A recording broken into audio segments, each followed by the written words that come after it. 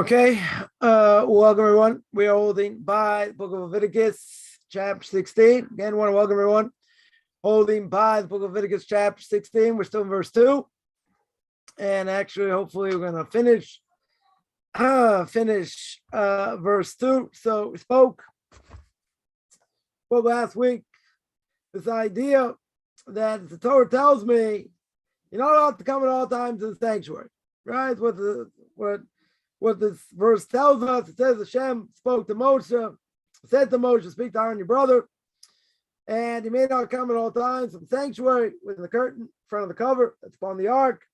He will not die, for with the cloud I appear upon the ark cover. So we spoke about that. We spoke about what it means.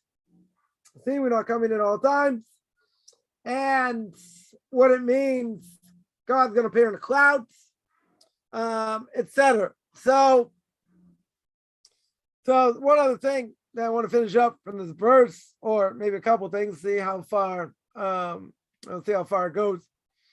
And that is says my Rebbe, Arav Agon and Moshe Machlit, it should be well.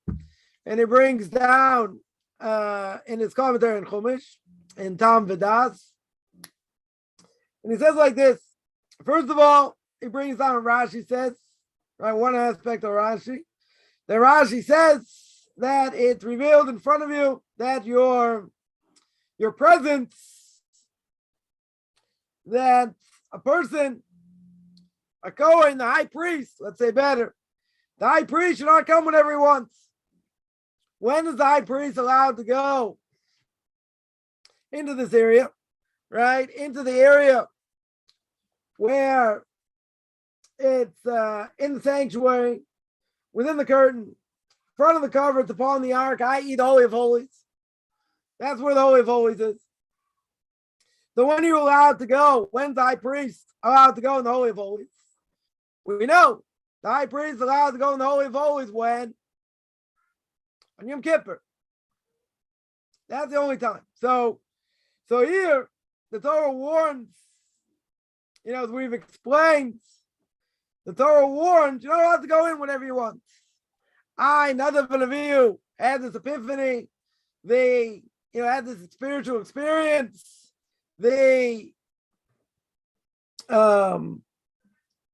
Mishkan, tabernacle was being finished, being erected. So they felt this is a golden opportunity. Golden opportunity to go into the Holy of Holies. The Torah said not allowed to, which we mentioned, and we saw in the beginning of chapter 10 that the Torah says in the Book of Leviticus Chapter 10 that they brought a strange fire. Brought a fire they weren't allowed to. Then we saw that the Torah says also further, chapter 10, Kohen's not allowed to drink before he serves. Right? Not allowed to drink. So no question exactly what was forbidden here. Right? But here the Torah says you can't go in whenever you want. The Rashi says you got to be careful not to come in on a regular basis. So not even on a regular basis. Once a year you're allowed to go in. Once a year you're allowed to go in the Holy of Holies. That's it. What's that day? That's Yom Kippur. As we mentioned, it says Mori Rebbe over here. What do we learn out? What do we learn out over here? So he says we learn out the power of Hergel. What does Hergel mean? Doing things by rote. Doing things robotically, spiritually. So what does that do? It stops the person, he says, from serving God the right way. Because what are you going to do? You make blessings today. Right? Obviously speaking about a Jew, make blessings today, pray today. Why? Because I did it yesterday. Why did I do it yesterday? Do it the day before. I'll do it tomorrow, hopefully. But you're not doing it with a fire, with the bren, as they would say in Yiddish. Why not? You're doing it because that's what I did. So, doing things by rote, as many commentaries explain, doing things by rote is akin to spiritual death. Right now, why is that? That's very simple. The reason is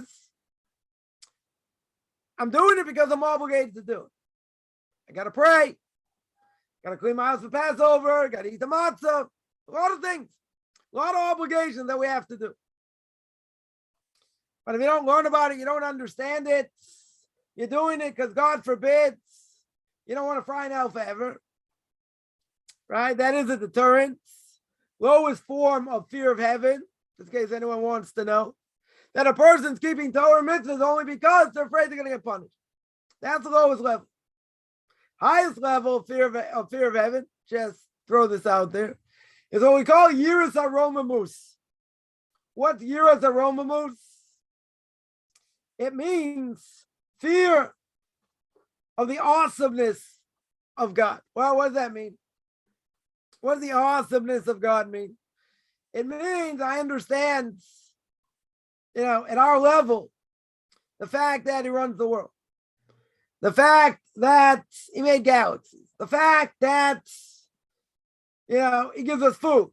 We have enough oxygen. All these different things. We understand what he does. What he does in the world. And that nothing gets done in this world without him, without his stamp of approval. Right? If he doesn't want something to happen, it won't. If you want something to happen, it will. Forces don't have free will. Wind, fire, water, earthquakes, these things. Why do they happen? Because they are the natural disaster. No such thing, Torah says. No such thing. Reason is they don't have independent free will. Ramchal already says in Derech Hashem, these things are all part of God. He's got power. He wants to make, a typhoon, wants to make a tornado, a hurricane, wants to knock Atlas off the map, so to speak, make a tsunami, destroy half of Southeast Asia. That's what he decides, because that's judgment. And as we mentioned before, every nation, every city, every state, every province gets judged. There's a scale. Goes up and down, the Rambam says the laws of repentance. If I do the right thing, goes on one side of the scale. If a person does the wrong thing, goes on the other side. And if it goes on the other side, it can be payback. Judgment. When? Whenever God decides. But we don't believe in anything as natural desire. Stuff happens. We don't believe that. Well, these things do not have independent power. They can't have independent power. That means God's not in control. That certainly will go against first of the 13 principles, right? For the first of the 13 principles of faith, right? And the Rambam says God's absolute. Means God has no needs. God has no desires, but there's nothing outside of him. Once we say there's something outside of him, but God forbids that he's not in charge, other things have power outside of him, then he's not God. God's got the ability to reward and punish, right? It's another one of the 13 principles of faith. He can bring the Messiah, resurrect the dead, right? All these different things.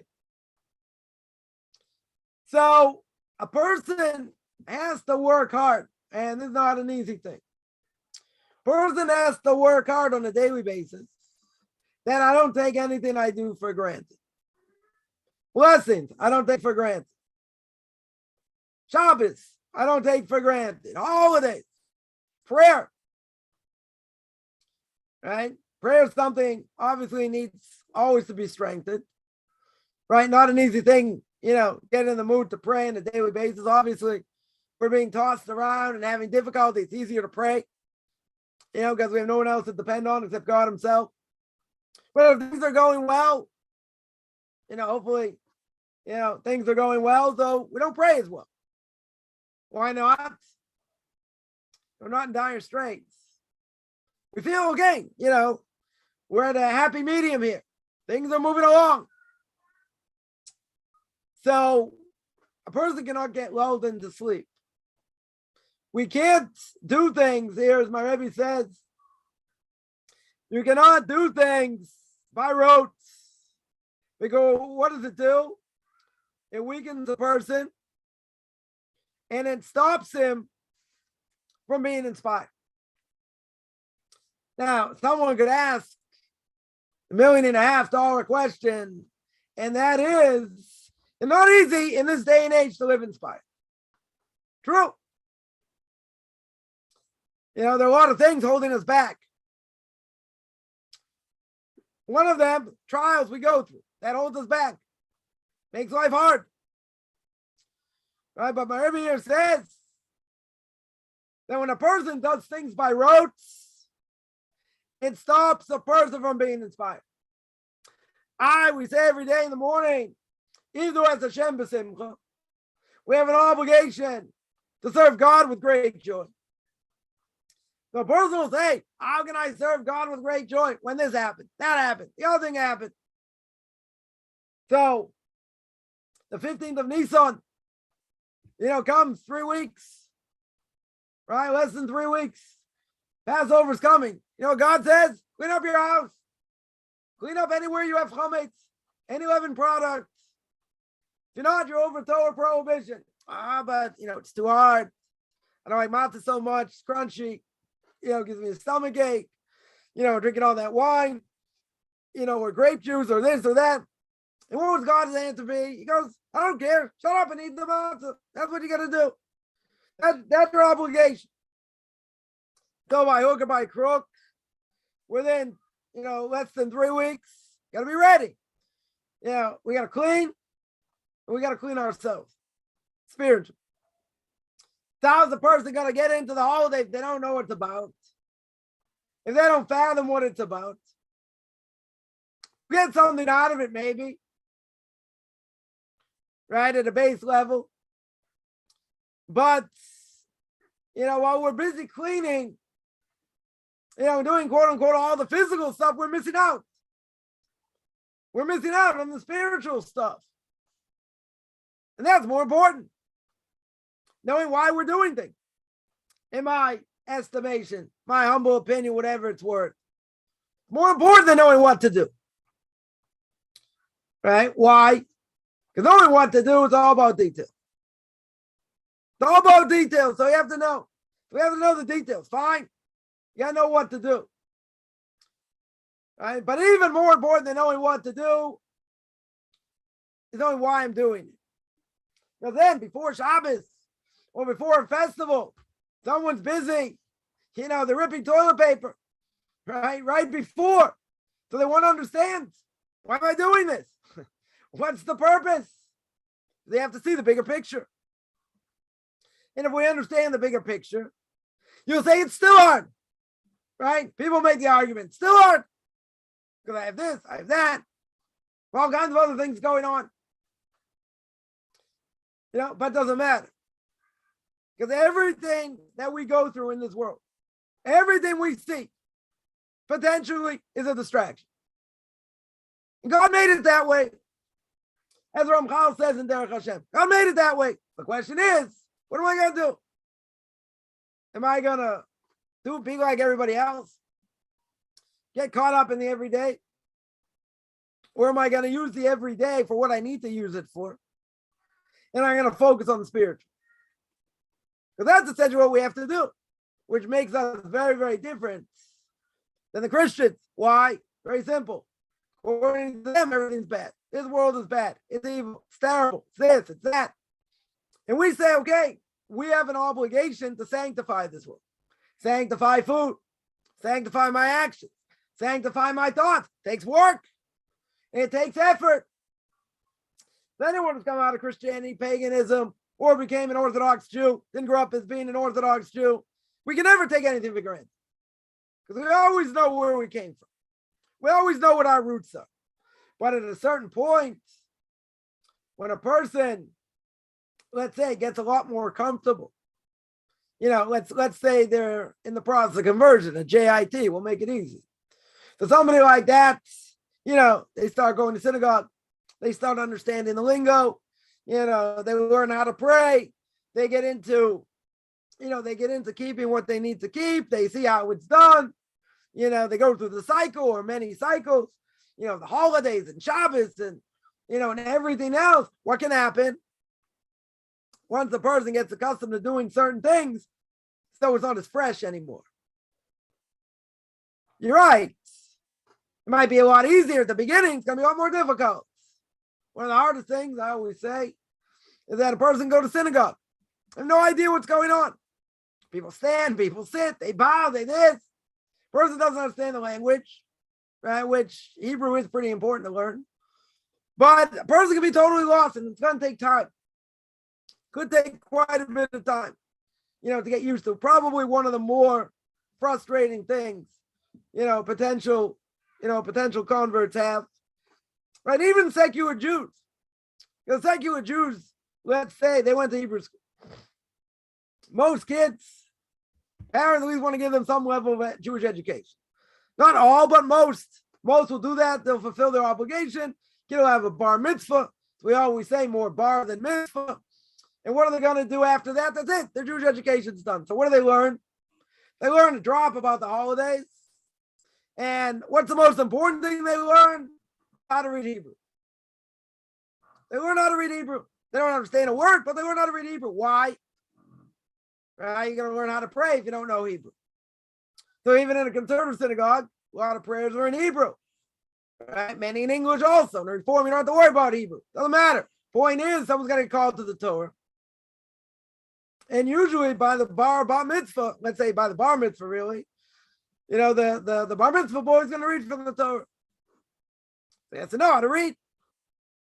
He has to know how to, say over the trope, the cantillation of how to sing the words, according to the way it is. So, okay, that's, people learn and then they forget because they don't have any connection to Judaism after that, usually. So learning Hebrew, is that going to help them? It'll help them know how to read. Is it going to help them understand anything? No. Right? So the question I get quite often is, do I have to know conversational Hebrew in order to convert? What's the answer? No. What does the rabbinical court want to see? You know how to read from a prayer book, right? You know how to say grace after meals. You know how to follow a service.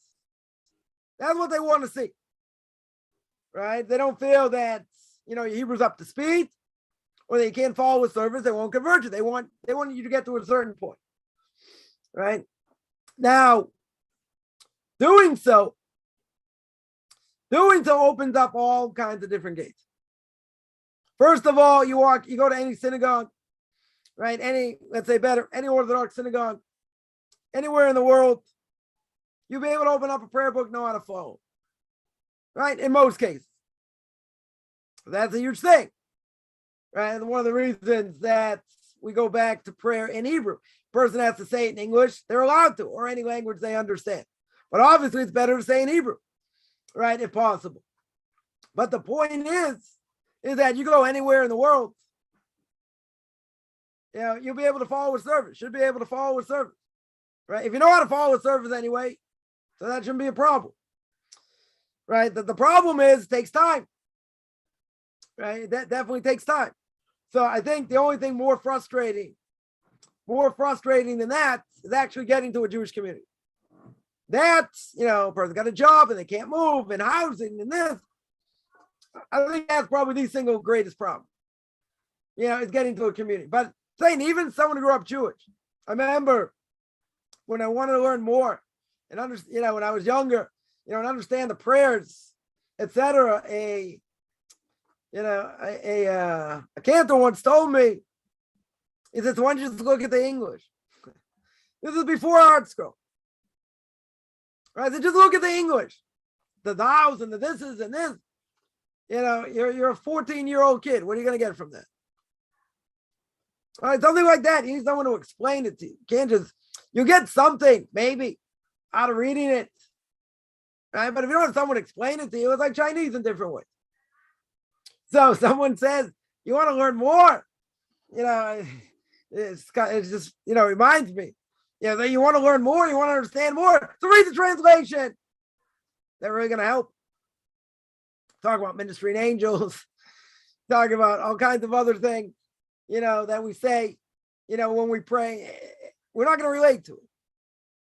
If a person, has been grounded in that and how God runs the world, and we have to give praise to him for what he does, creating rain and snow and the mountains and this, right? And realize he's the one that runs the world and all kinds of other things. You don't have that background or that base. Reading the words, it's a whole different thing. It's not going to resonate in general. Person's too busy playing video games, playing sports, different things. How's that going to resonate? Right? So it's something that has to be taught, person has to live in that type of environment. Because if not, what are you going to get out of it? Probably not very much. You'll say the words, but, like most people, they don't understand anything. Maybe they'll go through the motions. Maybe they know how to pray. Okay? I'm talking about Jews here. Maybe they know how to pray. So, do they know what it means? I'm not talking about Kabbalah or anything else. Just what it means. Just what simple explanation is. So you can say, come on, I have to learn that also. Right? So some people will say learning Hebrew, is at the top of the list. Right? May not be at the top of the list. You got to learn blessings. You got to learn Shabbos. Right? Shabbos, Torah prohibition. Definitely a Torah prohibition. Certain things by blessings also. You have Torah obligations. Hebrew's not one of them. But guess what? If you don't know Hebrew, you're going to get stuck over here. So you got to fit that in also. So I would agree. Maybe it's not a top 5 priority. A lot of other things to learn, before Hebrew. But you want to go to synagogue, you got to learn it at some point. So it's got to be part of what a person does. So if you have a certain amount of time, you have an hour to learn, 2 hours to learn, right? Person wants to spend 10 minutes, 15 minutes learning Hebrew. They can do that. Shouldn't spend much more than that. Why not? Because there are other things. There are other more important things to know. Shabbos, you got to know. You have to know what to do, right? Kashrus, you have to know what to do. So you say, but how can I pray if I don't know Hebrew? That's true. You can always pray in English. Right? But as a top 5 priority, it's probably not there because there are other things you have to know. Other things probably more important.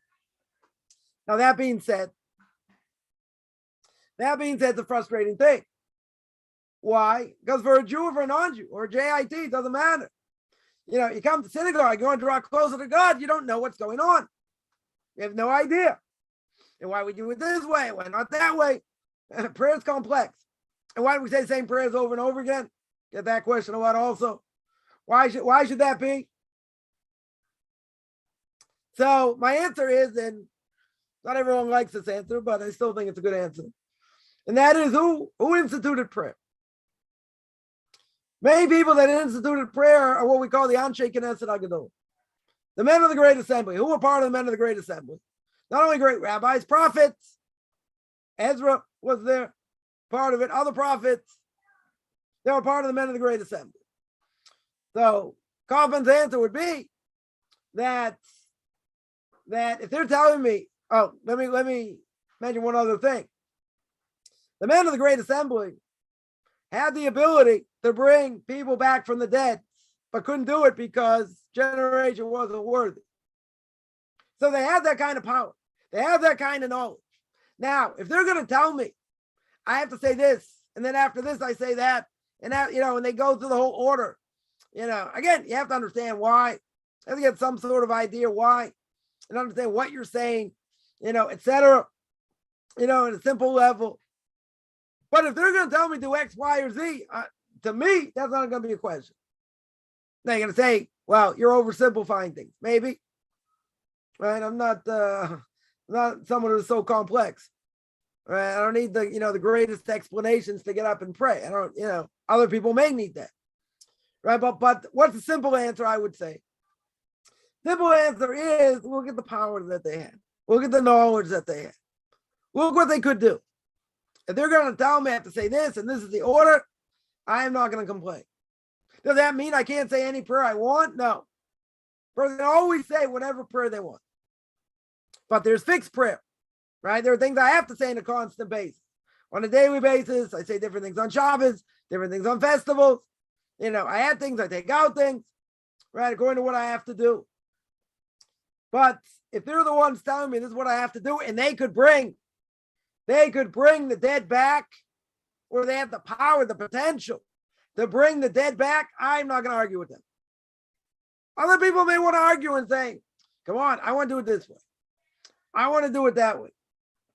Right? And people sometimes people look at previous generations and, oh, come on, the Rambam is medieval.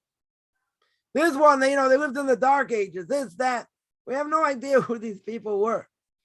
The Rambam wrote a whole commentary, not only everyday laws and Shabbos and the laws of damages and marriage and, basically what the Code of Jewish Law, Shulchan Aruch, is all based on the Rambam. He also wrote many, many chapters about sanctifying the moon. And the whole thing, what it has to do with sanctifying the moon and where it's holding and different things. Rambam was a doctor by trade. He was a doctor by trade. What do you know about astronomy? What do you know about astronomy? He wrote a whole thing. Obviously, he knew. Obviously, he understood. Not to mention the fact that he was a doctor and understood the what medicinal plants do what and what they heal, what they have the potential to heal. Today, you go to a doctor, and he says, okay, you have this, you have that, take this pill. And they say, why? He said, just take it. This is what works. He's going to go into the medicinal aspect. He's not going to do that. He doesn't have time, right? He's not going to give you the time of day on that. Say, Google it. You want to learn about it, Google it. Why it does this, why it does that, right? Unless you're a person's a holistic doctor today, maybe they understand better. They understand the medicinal properties of plants and different things. But guess what? The Rambam knew this 800-900 years ago. Before all this quote-unquote technology. And he understood what works, what doesn't work, and all kinds of things. So people look, unfortunately, previous generations, and they'll say, come on, we're more modern, we have more knowledge, we have this, we have that. Yeah, and you take, the last 500 years, and all the great rabbis, you put them all together, you don't get the Rambam. You don't get the Rambam. It's what we call Yeridas Adoros. What does Yeridas Adoros mean? It means every generation you get away from Mount Sinai, it's a weaker generation. My Rebbe, who saw all the great rabbis of the last generation, wasn't an ant compared to them. And he's one of the Torah giants today. Not the Torah giant today. But compared to previous generation, he laid himself down. Briskerov, the Chazon Ish, the others. Wasn't anything compared to them. And it's not a knock on him. It's not saying, oh, what does he know? He knows quite a bit, no question about it. Right? It's not a knock on him. It's how great the previous generations were. Right? So people look at previous generations and, because of evolution, the idea of evolution, they say, come on, we go back to what? The monkeys. I remember there was a story, famous story of Yaakov Kamenetsky, of blessed memory, one of the Torah giants of the last generation, was on a plane. And the secular, I think he was Jewish even, secular Jew next to him, he sees Rabbi Kamenetsky's grandkids. Grandpa, can I get you this? Can I get you that? And, they're all over him, seeing what he needs and whatever. So the secular Jew looks at him and he says, come on. So what's going on? How'd you train your grandkids like this? He said, I see my grandkids once in a blue moon. It's usually when they want money. I don't see them that often. They don't have such a connection. So Yaakov Kamenetsky answered him. He said, we look at the previous generation, it's one step closer to a link in a chain, closer to Mount Sinai. All right? They're a link in a chain going back to Mount Sinai. He said, your grandkids look at you as a link in a chain to what? To a monkey. And they treat you like a monkey. That was his answer. So previous generations depends who you're going back to.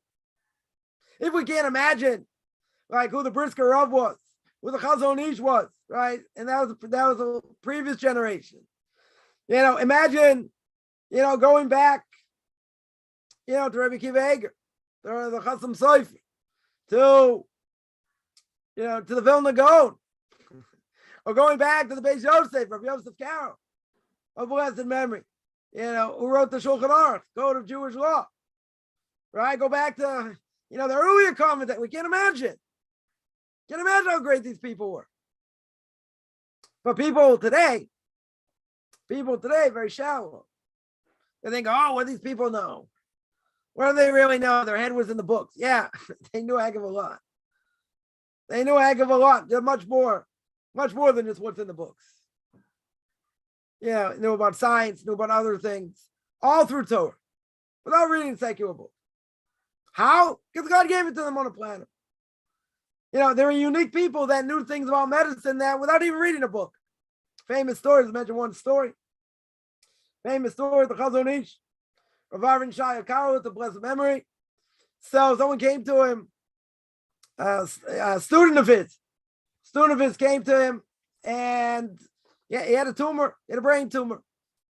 And the surgeon was afraid to do surgery. He said, if I miss by a millimeter this way, you become a vegetable. If I do it this way, you become basically any way he felt to go in and do the surgery.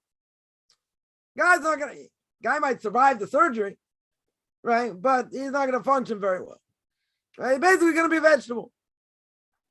So he didn't know what to do. So he went to Chazon Ish. He went to the Chazon Ish and told him the story. So Chazon Ish said, here, give me a pen, give me a piece of paper. Right? And he draws a picture of a brain. So the student of his told him, I guess, show him X-ray, whatever, showed him where the tumor was. And the Chazon Ish said, okay, tell the surgeon, go in here, go around like this, take the tumor out this way, and everything should be fine. So you're going to say, what was this, voodoo? Like, what does he know? What does he know about medicine? That would be the first thing anyone would say. What does he know about medicine? So this student of his went back to the doctor, and he showed him the picture. He didn't say anything. He's just here. This is the way you should do the surgery. Doctor looks at it, and he says, this person's a medical genius. This person's a medical genius. This is the only way. This is the only way I can do surgery and save your life without making you into a vegetable. He goes, I have to meet this doctor. The guy said he's not a doctor. He's a rabbi in Bnei Brak. He's one of the Torah giants of generations. It doesn't matter. I have to meet him. He's got an unbelievable mind. Unbelievable scientific mind. He spent day and night learning. That's what he did. Didn't have a public position. Wasn't head of yeshiva. Nothing. Didn't give lectures. He wrote books. Okay. People came to him, get advice, different things. But he was a giant of giants. Giant of giants. So this doctor meets the Chazon Ish, and after that became his student also. Didn't do anything without asking the Chazon Ish. He said, this is unbelievable. He's got no medical knowledge that we know of. All he do is got books. Hebrew books. That's all he's got. He doesn't have a library of secular books, medical books, other things. So how do you know? How in the world did he know? That's called divine inspiration. That's called Ruach HaKodesh. Ruach HaKodesh means it's the lowest form of prophecy. It means God gave him information that a normal person in this case wouldn't have. And he was given certain information. I've seen it by other great rabbis, that are gifted in this way. They might be brilliant, photographic memory, different things, but how can they give advice? Right? There's a question a lot of people ask. Are you going to ask advice about medicine? You're going to ask advice about business? What do you know about business? They ever been in the business world? Yeah, it's called Baba Basra. It's called Baba Metzia. It's called Baba Kama, right? 3 major tractates talk about damages. Talk about business, right? Other tractates as well. That's what they live in. So therefore, the whole world to them is open to other things. And they're gifted other information that normal people wouldn't be gifted to. Why is that? Because they're in a different plane. They're in a different world. Many stories, from Chaim Kanievsky, blessed memory, right, just passed away. Also, he just had learned. He wrote books. That's all he did. People came to him from all over the world. asking advice, getting sagely advice, different things, all kinds of things. Business, medicine, you're going to say, what do you know about medicine? How many doctors did he speak to, this and that? He's got all these medical books. Nothing. It's all through Torah. So you're going to say, that's extraordinary. That is. 100% that's extraordinary. That's not normal. So where do you get the information from? So my language, I would say little birdie told him. So what's the little birdie? What's the little birdie gave him this information? Right? That's called Ruach HaKodesh. That's called divine inspiration. That's a form of prophecy. God gave him this information. Right? Rav Chaim himself said, this is what you should do. Why? This is what came to me. What do you mean it came to him? Was it like hallucinating? God forbid. What do you mean it came to him? He got other knowledge that a person shouldn't have. Seen it in my own Rebbe also. Different things. He got, world-class knowledge of medicine, medical ethics. I don't know where he got the information from. But doctors come from all over the world to ask him end-of-life questions. They're like once a year, they have a symposium in Jerusalem in the summer. The doctors now, they usually have, different rabbis, whatever, as part of the whole symposium. They come to his house. They just rapid fire ask him questions, one after another. Doctor asks about this, about that, the other thing.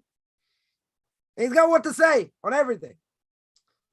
All right, so I wanted to ask them, I said, either you have an unbelievable secular education I don't know about, or you have an unbelievable library in the bathroom I've never found. He just looked at me, sort of like snarled, growled a little bit. But something like that, where do they get the information from? How could someone like that be a world expert in end-of-life issues? He was ever in a hospital seeing how everything goes? I don't think so. I mean, he, didn't visit people that were sick. Didn't mean he didn't necessarily speak to doctors and this and that. But you need an extensive amount of knowledge, Torah knowledge and science to know, what to do in such a case. I allowed the DNR, right? Do not resuscitate the person wants. Is that murder? Is it not murder? A person's heart's beating, but their mind is gone, right? They're brain dead. You take them off the respirator, you don't. Whatever. I mean, these are, you need Torah giants for this. It's above my pay grade, well above my pay grade, right? He once explained something. I just tell one story. I asked him something. It was whatever. It's once about a end of life issue. I asked him something, and he just started rapidly saying things left and right. He's speaking in English, like the Queen, better than the Queen.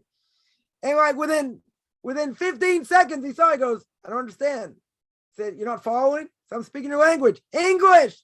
It's like I'm speaking your language. What happened over here? And even, he changed certain things 3 times before I even figured out what he was talking about. But the information's all there. These are the most complex questions, and he gets them. Where did he get the information from? He was gifted information. That means he didn't work hard. Doesn't mean that at all. It's a form of divine providence. It's a form of prophecy. Right, but a person like that, the whole point over here is a person like that should never have that kind of information. Right? Should never have that information. Never have that information. Right? It's mind-boggling. Someone should have that kind of information. But they do. Right? But these are gifted people. These are a handful of people in the generation. It's also by Diane Fisher, by Israel Yaakov Fisher, blessed memory. Also, world expert in medical things. I was once to speak to him about something, and someone brought him, I don't know, something from the hospital. It's translate this for me. What does this mean? It was in English. So I translated, I said, the numbers? He goes, no, I understand the numbers. And on the spot, he said, okay, do this, do that, do the other. Where do you get the knowledge from? Also known to be an unbelievable genius, in Torah. Learned around the clock, this, that. People called him all over the world. All over the world. How do you get his information? All through Torah, right? But again, a person normally should not have that kind of information. There's no way. You say, come on, these people are crackpots. What do you mean, God forbid? If you hear what they say, wow, that makes sense. or, that the question is going to ask once they start saying all kinds of things within medicine, and say, where do you know that from? How does he know that? He must have read about it. He must have Googled it. I don't know what Google is. How do you know? Someone else giving him information, right? Where's that information coming from? It's coming from above. And that's the only answer. I digress here, right? But the point is, what was the point I wanted to make? Is that people think, previous generations, we have a heck of a lot more knowledge in previous generations than we have today. And even with all the technology, one thing for sure, without it going even in, not even going into COVID. Not only, we're not going to get into that, right? But one thing it shows beyond the shadow of a doubt, one microbe through the world, upside down, doctor had no idea what to do. Made them look very silly. That we know for sure. So with all the technology, with all the knowledge, they're scratching the surface. There's so much more they don't know, and they'll admit they don't know. So, previous generations. Previous generations know a heck of a lot more than we know today. So, what does Rabbi here say? Back on to this point. He says that a person who's entrenched and doing things by rote is going to stop him or her from being inspired. Now, you could say as well, we mentioned a person has different trials, tribulations, different things that they go through, also makes it hard. True? Very true. But if a person is just doing things on automatic pilots, they're not going to grow. They'll get credit. They'll get credit most likely for what they've done, but they're not going to grow. They will not grow spiritually. And my Rebbe here says it's the reason. Because the more we do things by rote, the more we don't live inspired, the harder it is to do what we need to do. Makes it much, much harder. Because we're just doing things because we're doing things. Again, if a person's born into it, and they're born into a religious family, then I can understand this burnout. Then I can understand people going through the motions, etc. But someone who's on fire, someone who comes and learns Torah like I've never seen it before because they haven't, and now they're trying to soak everything in. You can't rest on your laurels. How can we ever rest on our laurels? You can never rest on our laurels. We should be living inspired all the time. We're going to say, come on, even by us. Aren't there plateaus and valleys? Yeah. Sometimes you'll be going up, up, up, then you'll simmer off, so to speak. Maybe you go down a little bit, maybe you go up. But then you get to a point where you're just moving along, at an everyday pace. And that we don't want. That once a person continues to go in such a way, it's very hard to fight this idea of mediocrity. Because then a person can say, I mentioned last night in my class in Pirkei Avos, that the Mishnah in chapter 2, Mishnah 9, in Ethics of Our Father says, a person's going to say they learned a lot of Torah, right? Maybe they're going to brag, right? Because the Mishnah says, if you study a lot of Torah, don't take credit for yourself, because that's what you're created to do. So the person can get carried away and say, look, I've been learning for so long. Look at all the knowledge I have. And then a person may, God forbid, look down on someone else. They say, look, I have all this knowledge. Look what I learned. So that might be true. But who are you comparing to? You're comparing to someone, grew up as a potato farmer, lives in Idaho. No offense, I know it's a potato farmer, grew up in Idaho, that they don't know anything about anything. Say, look how much I know. Well, again, compared to who? Compared to them, yeah, you look like the Torah giant of the generation. Compared to other people, no. You have knowledge, okay? You have a certain level of knowledge. Person can't get carried away. Think they're God's gift to the world. Say, oh, look, I got all this knowledge, tremendous amount of knowledge. What are you comparing to? How are we living? Can't rest on our laurels. Because even if we have a lot of knowledge, can't rest for 1 second. We have to acquire more knowledge. We have to work hard, right? We have to study, right? That is what the Torah wants. As the Ramchal says in Path of the Just, we're here to toil. We're here to work hard. That's what we're here for. But a person can just think, okay, I got this amount of time I'm going to learn. And I'm not saying that it's wasted, but, you learn, very good. I did what I was supposed to do. You move on. Right? What is learning supposed to do? Learning is supposed to change us. That's what Torah is. If a person learns, right, what do we say before we say the Shema? In the paragraph before the Shema in the morning, we mention many times, we say, Lilmod, Lamed, Lishmor, V'la'asos. Lilmod, I should learn Torah.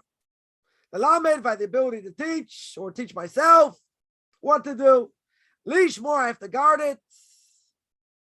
La'asos, I have to keep it. So why would I learn? What's the purpose of learning if I'm not going to keep it? So then someone will say, come on, Gemara says that if a person learns not for the sake of heaven, eventually it'll lead to the sake of heaven. That could be true. In other words, you could be learning for the wrong reason. Meaning that, okay, you enjoy it.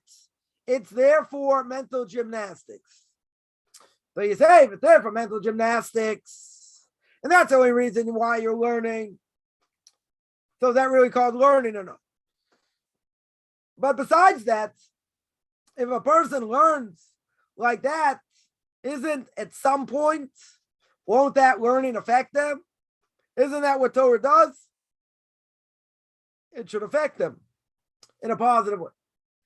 I know there's an organization called Partners in Torah.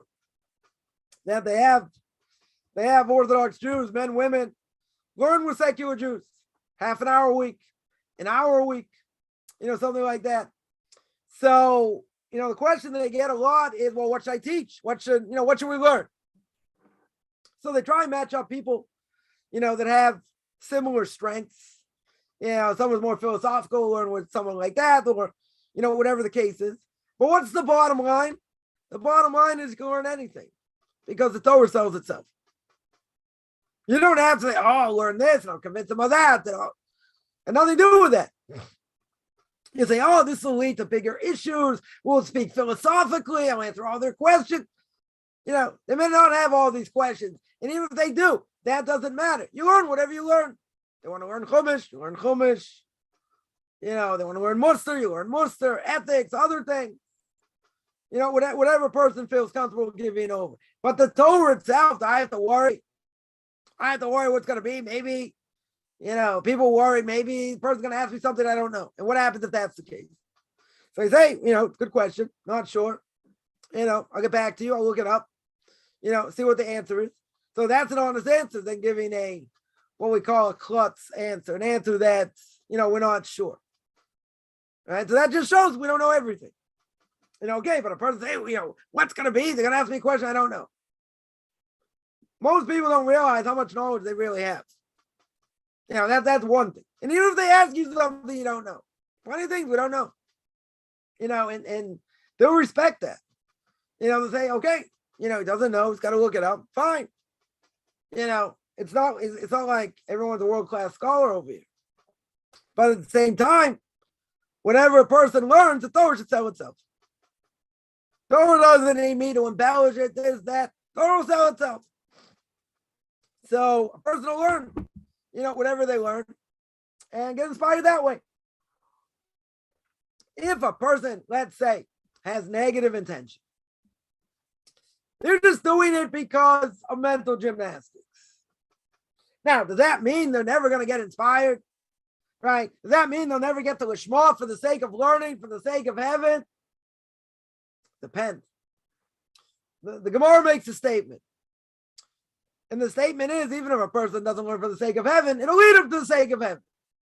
But if the person's a heretic, They're not interested for the sake of heaven, whatever. They're not going to budge. They're just doing it for mental gymnastics. So what does it mean they're not going to budge? They have an agenda. You're not going to give it, they just want to learn for the sake of the challenge. It's not going to change it. Okay, then I would say in such a case that Gemara is not going to apply. Won't apply to such a person. By other people, even if they go in, it depends on how strong that negative intention is. But even so, for a lot of people, that'll have a positive effect. So even though they're learning not for the sake of heaven, eventually it'll lead to that. It'll lead to the sake of heaven. But back to our points. So my Rebbe here says that if a person continues to go in that way, they're keeping Torah mitzvah, right? We're not saying they're not keeping. They're keeping Torah mitzvah. What's the problem? They're doing it like they did it yesterday. They're doing it like they did it the day before. They're doing it by rote. They're doing it robotically. That is going to stop them. It's going to prevent them from being inspired. It's going to cool them down. That's the point. It's totally going to cool them down. And therefore, what's going to happen? Their ability to keep Torah mitzvahs gets less, gets weaker. Why does it get weaker? Because they're not inspired.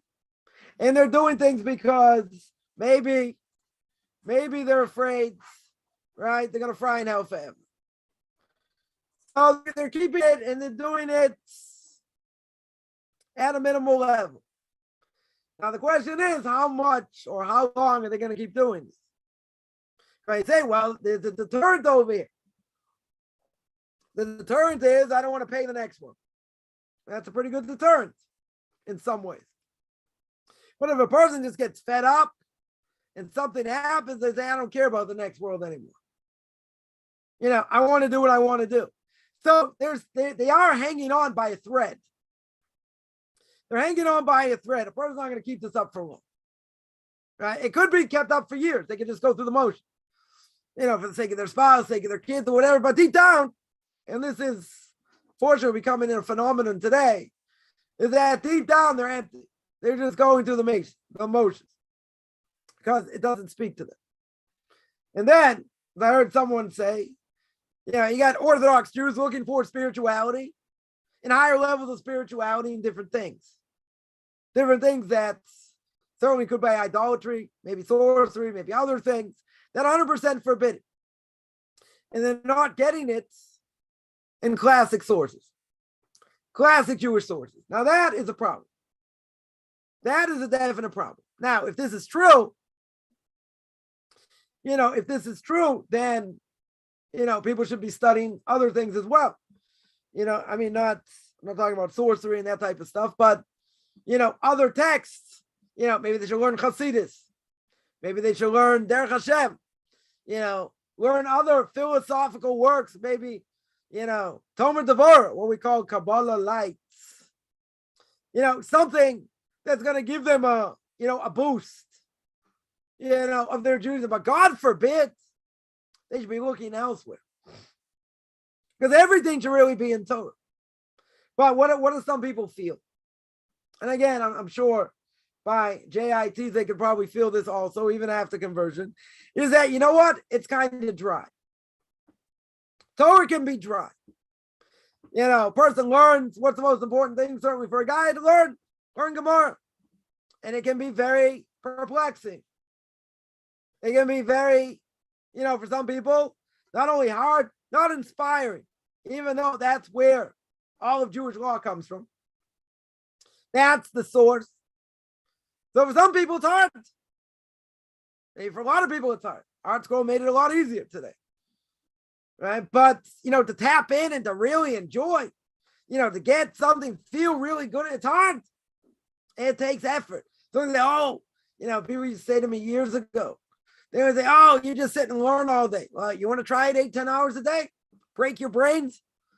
Sometimes you're more successful, less successful. Sometimes you have no idea where the text is going and what the ramifications are, another thing.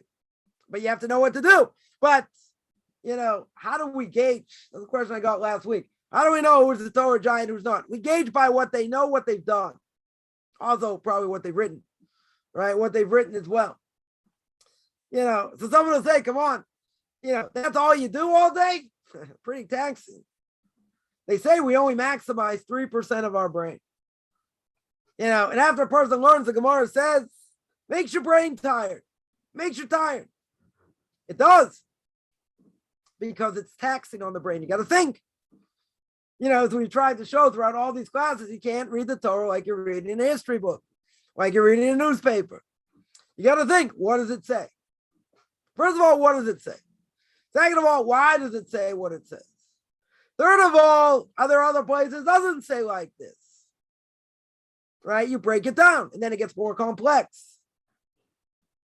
Torah is very complex. So, for some people, they don't enjoy learning Gemara. So, okay, maybe we should focus on other things. But a person should learn what they enjoy. And they should master what they enjoy. Because if you're going to learn something you don't enjoy, it's not going to be much fun, except, the base of what Judaism is based on oral law. It's what it's based on. So a person will say, come on, I learned about the laws of Shabbos. I learned about Passover. I learned, there's the Chofetz Chaim says in his introduction to the third section of the Mishnah Berurah, which is on the laws of Shabbos. He says, if you don't continually learn and review the laws of Shabbos, you will transgress. He's not threatening anyone. He's not cursing anyone. He's telling you the laws are so unbelievably complex. He says there's no possible way. If a person doesn't review, that they won't make mistakes. There's a lot of detail. So you can say that about anything. You're right. But things that come up every day, things that come up every week, I have to know what to do. And I have to know it very well. So I have to go back and review. Review, by some people, maybe like a four-letter word. And not so enjoyable. Right? How can a person go through something and say, okay, I'm not going to review it? It's like plowing without seeding. Or seeding without plowing, however it works. I think I said it right the first time. Right? In other words, you can't seed if you don't plow the land. Seeding's not going to do anything. So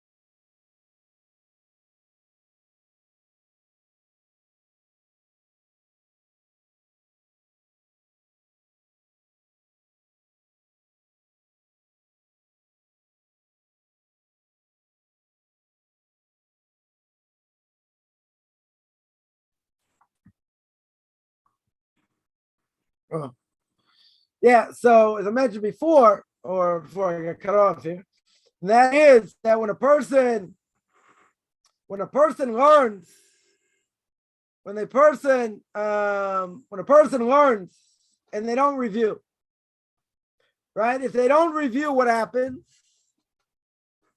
they don't remember what you learned. And you got to remember what you learned. Someone would ask you a question. You have to know what to answer. But review is not a lot of fun. Some people don't enjoy review. But how are you ever going to remember anything if you don't review? And the Chofetz Chaim himself makes clear, if you don't review the laws of Shabbos, you'll transgress. Not a curse. That's just the way it is, because the laws are in depth. They're complex. You got to constantly review. It comes up every week. You don't want to, God forbid, transgress. It's a prohibition. You got to say, well, how am I supposed to know everything? Takes effort. When a person makes a mistake, hopefully they don't make the same mistake twice. They understand why and hopefully all that, but you have to review. Right? If you don't review, then the reality is a waste of time. You get a certain level of knowledge, how are you going to remember?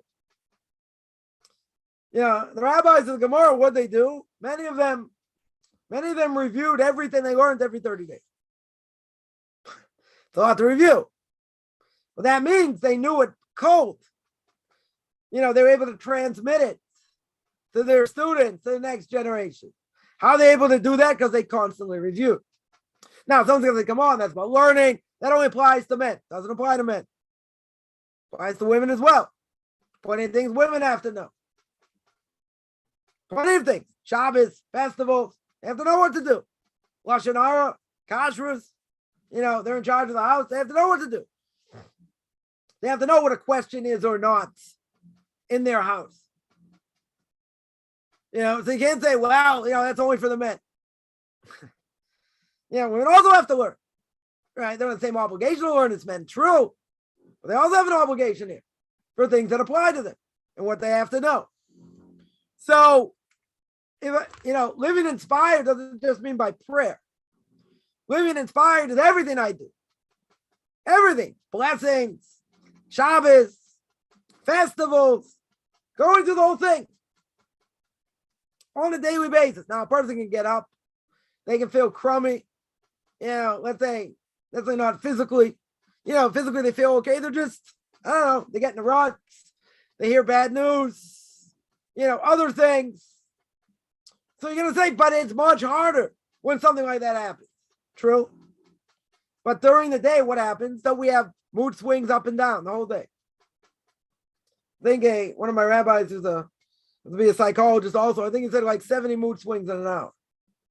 Not a day, an hour. Go up and down, up and down. We hear something, we see something, this, that. You can say, how is it possible to function in such a way? How am I supposed to work spiritually in such a way? It takes effort. It takes a lifetime of effort. Nothing is easy. Nothing is easy. It's not granted to us. Moshe Rabbeinu was granted the Torah. God gave it to him with all the commentaries, everything. God granted it to him. We have to fight for it. Okay, we have great commentaries. We have to learn. Spend the whole lifetime learning. That's what it is. But how are we going to perpetuate Judaism in the next generation without knowledge? Can't be done. Right? We see that in the secular Jewish world today. No question. They're drowning. All the synagogues are closing. If they're not closing now, they'll close tomorrow, the next day, a week later, a month later, whatever. They're going to die eventually. And the reason is because they got no backbone. They got no base. Right? And it's certainly not inspired. They want to do whatever they want. Right? They want to do whatever they want. So here, Miami here points out, over here that this stops a person from living inspired just by doing things by rote. So I'm going to say, sometimes things are less inspiring than others. Could be. Could very well be. It's not like everything I learn is, unbelievable, so exciting. It should be. Some of it may be a little bit dry. Could be. But at the end of the day, I'd say like this. One of the greatest, I think I mentioned the story before. I think one of the greatest epiphanies I ever had in my life, spiritually speaking,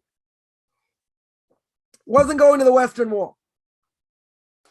Going to the Western Wall is a big thing, no question. Right? Why do I say it wasn't the Western Wall? Because I remember learning something one day, and I learned it from beginning to end. Meaning, I went from the Gemara to the early commentators, to the later commentators, and to practical halacha, and to see where it was derived from, what's the difference of opinion, different things. And I remember doing such a thing and then seeing the greater picture and seeing how all the pieces of the puzzle fit. Well, when you see that link, I'm not saying it happens all the time or maybe many times. Yeah, maybe happen once in a blue moon. But when you see how the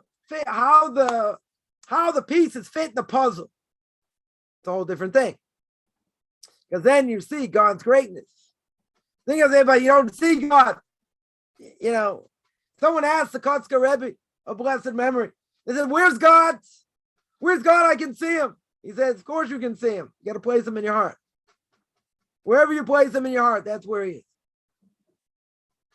We're going to say sometimes things can be very dry. It's not as inspiring, okay? Very well could be true.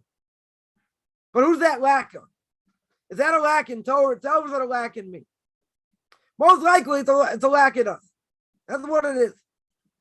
So we have to work hard over here. We're not going to be given something on a platter. We're going to fight. See, if a person grew up with it, we mentioned. So they have aunts, cousins, everyone doing the same thing, more or less. Much easier to get lulled than to sleep. Because you're born with this. Someone's not born with it. So we have different evil inclinations. In order to keep what we need to keep, you got to fight for it. That's what it is. You got to fight for it. And you might be put in situations that are not going to be user-friendly according to Torah. And you might have to make unpopular decisions. And for some people, you just got to tell them you have to go eat kugel. Because that's the answer. There's no other answer. Nothing else I can do. This is what God says. If it's a choice between me and God, you and God, I'm taking God. Taking what he says. You want to make fun of it. You want to scoff. Doesn't matter. Not changing. Right? Not changing our mind over here. Does that mean you're going to come out smelling like a rose? No. I mean that. Right? But we got to do what we need to do. And sometimes in the end, it doesn't look good. Maybe the Torah doesn't look so good. Okay? But you know what? It doesn't matter. Because we also say, as the Talmud says, Lefit Tzar Agra, according to the amount of pain, that's the reward. So therefore, the harder it is for us to do, the more reward we get. I think most people can relate. Dealing with family, friends, and sometimes you talk about certain things, you sound like a missionary to yourself. I've definitely heard that, in my own ears. You say something, but you know where they're coming from. You know where someone else is coming from. They're not really interested in the answer. You got about 35 seconds at best to give an answer. And then they're going to go on to something else. So you're saying something that makes you sound like a preacher. Okay? Right? You explain it. Wherever it goes, it goes. Whatever they're going to do with it, they do with it. It's kind of unnerving. But okay. Now, does that mean we give an answer and it might not be, the world's greatest answer, but we give an answer, a proper answer. And what happens? Nothing. Falls flat. You know what the answer is. Maybe other people around you know what the answer is. But that person cares less what the answer is. They don't care what the answer is. They want some answer, got to knock them off their feet. Got to knock them off their keister. They're looking for such an answer. Well, you don't have such an answer. Sometimes, God said it, we do it. That's it. Many things like that. So you're not going to give the answer to answer all answers. And even if you did, you say, wow, that was so unbelievable. Kabbalah, this, that. Did it do anything? Did it change anything? Realistically, no. But people feel like they have to be swept off their feet. Say, wow, now I can hear a Torah thought. Now I can enter a little bit of Torah because you just blew them away in different ways. Most people do not have that attention span. You got about 10 seconds to get something out. After that 10 seconds, you fluster a little bit. They didn't hear what they wanted to hear. It's over. Anything you can do about it? No. Right? I wouldn't even necessarily worry about it. You give an answer. They don't like the answer. Whatever. Right? But, we for ourselves, ourselves have to put this in our minds, put this in our hearts. that day in and day out, no matter where we're holding, we cannot rest on our laurels. That's just not something we can do. We have to keep growing. We have to keep learning. We have to keep living inspired. Even no matter what life throws at us. What I have to do.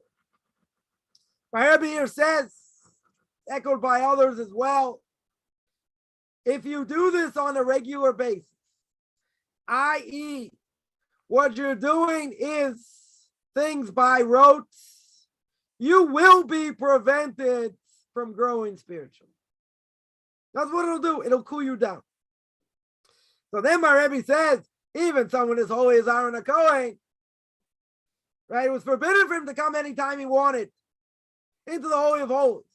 When's the only time he's allowed to come into the Holy of Holies? We said before, Yom Kippur. That's the only time he's allowed to come in. But even Aaron HaKohen at his level, you don't allow him to come in at all times. Why not? Because if he does, it's not going to be fresh. We're talking about Aaron HaKohen, not by one of us. Us stiffs, as I would say. Right? You're talking about one of the greatest people ever created in the history of man. You're worried about Aaron HaKohen, who lived at such a different level, on a different plane. You're worried he's going to get so used to going in the Holy of Holies, he's going to forget and do it robotically. The Rebbe says that's the whole point. Someone as great as Aaron, you tell him he's not allowed to go in whenever he wants because you don't want him to be cooled off from serving God. You want him to live inspired. So if you want him to live inspired, only certain times you're going to be allowed to come in the Holy of Holies. When's that going to be? Once a year. That's on Yom Kippur. Because if he would come in anytime he wants, he's not going to live inspired. Because he's going to see God's presence all the time. Right? He's going to be able to see that and feel it. He's going to live inspired after that. No, that's once a year thing. You do it every day, you lose the flavor. You lose the flavor over here. You lose the power. You lose the inspiration. Kind of wild if you think about it. Because we're not talking about one of us. We're talking about one of us, fine. Very easy to understand. You're talking about someone as great as that. You're talking about somebody like that. That's got that kind of power. Got that kind of knowledge. And you're worried he's going to go soft. My language. He's not going to live inspired. Aaron HaKohen. Says Mori Rebbe, yeah, that's what the Torah is telling me. The Torah is telling me this is going to stop a person from living inspired, even Aaron HaKohen. Even as great as Aaron HaKohen is. It's going to prevent him from reaching potential. It's going to cool him down. It's totally going to cool him off. You look at this and say, okay, this is about Aaron HaKohen. It's not for our generation. It's not for, almost any generation. Right? Who is he speaking to? Aaron HaKohen, come on. Aaron, the Kohanim have a command here. They're not allowed to go in whenever they want. They're not allowed to do whatever they want over here. Now you're going to say, if we're worried about Aaron HaKohen, and Aaron HaKohen's not going to live inspired, what's that going to say about us? So what's someone going to answer? What's the $1.5 million? See, I have the ante. What's the $1.5 million question here? That someone's going to say, we're not Aaron HaKohen. We're not close to Aaron HaKohen. Right? That's a whole different thing. We're not compared to him, or to Moshe or anybody like that. So what? We're not even going to get off the ground. We're not even going to get off the ground because we're so far removed. We're so far gone in different ways. We can't live up to this. And if we can't live up to it, God's not going to expect us to live up to it. That's what someone would say. How could God expect that? Aaron HaKohen couldn't do it. It was a warning to Aaron, the warning to Moshe, the warning to all mankind. Right? To the entire Jewish people. Well, if Aaron can't do it, worried about him, we don't stand a chance. That'd be the easy way out. Then someone would say, well, see, Aaron can't do it. The warning to him, so I don't have to do it. No, that's the wrong answer. So what's the Torah warning me here? As my Rebbe here points out, the Torah is warning me one very simple thing. If Aaron's warned as great as he is, not to do things by rote all the more so, we got to be careful. Because if we're not careful, this is going to prevent us from living inspired. This is exactly what it's going to prevent. And I have to work hard that does not happen. So then my Rebbe says, we are underneath this power of doing things by rote. That what's the advice? Okay, we sort of broke this down and said, well, seemingly by our generation, my language is cream puff generation. Who's going to be able to withstand it? How can God make, what are we going to do? If Aaron are going to war, what are we going to do? How are we going to fight this? Rebbe here says, there's one piece of advice. There's one way. There's only one way to push off this, this regularity of doing things by rote. Right? And how is that? He says, I have to renew every day. I have to renew every day my service to God as if I was born anew. You're going to say, come on, easier said than done. In other words, the person wakes up in the morning, they're half asleep, they say Modani, they wash their hands, all that. They get themselves ready to pray. One of the reasons we wash our hands is exactly that reason. God gave us our souls back. We are a new creation. We're a new entity. Why? Because if we're sleeping, our soul goes up. So God can decide, you know what? I'm not giving their soul back. I'm taking the soul back right now. So what would that mean? You die. Very simple. You don't wake up. You don't wake up. So the fact that God gives us our soul back, so we are renewed. Right? Our bodies are renewed. We're rejuvenated. But the reality is we're renewed. Our soul is renewed. Our soul comes back. So Rebbe here says, you want to feel inspired every single day. We get up. We got to remember what my purpose in the world is. We have to live like today's, is the first day of our lives. That's how we have to live. That's what we have to do. You're going to say, come on, it takes me a little bit to wake up. I have to have a cup of coffee. Fine. But he says a person has to realize you're given a golden opportunity. What's that golden opportunity? Golden opportunity is draw close to God. That's your golden opportunity. Every single day is a day to live inspired. You're going to say, but I got a lot to do to clean for Passover. I got a lot to do this. I got this trial, that trial. All kinds of things going on at the same time. True. But he says, you want to get rid of this hairgo? You want to get rid of this, doing things seemingly monotonously? You're doing just things because that's what I did yesterday. We have to live inspired. We have to look at every day as a new day, right? It's the first day, right? It's a new day in serving God. So now you look what you did the day before. You say, wow, didn't do things the way I probably should have. Indifferent. I failed at this, I failed at that. Okay. Today is a new day. Today I have to wake up with the same energy. And I have to serve God to the best of my ability. That's how you beat it. More Torah, more prayer, more Psalms, more learning. Every day is a brand new day. Say, but I didn't accomplish today what I did yesterday. Okay. Right? We're not going to beat ourselves up. We have what to work on. As my Rebbe would say, if you live in the past, you have no future. Fine. But every single day is a golden opportunity. And some people will say, is a Jew golden opportunity? I don't have anything to do with it. But for us, we know better. We understand. Well, life's a struggle. Doesn't God understand that also? God understands. Life's a struggle. So the goal is, to rejuvenate the body, rejuvenate the soul, and work very hard to serve God the best of our ability. So when we do such a thing, the Rebbe here points out that is how we beat mediocrity. That's how we beat being lulled into sleep. Right? That's how we beat doing things by rote.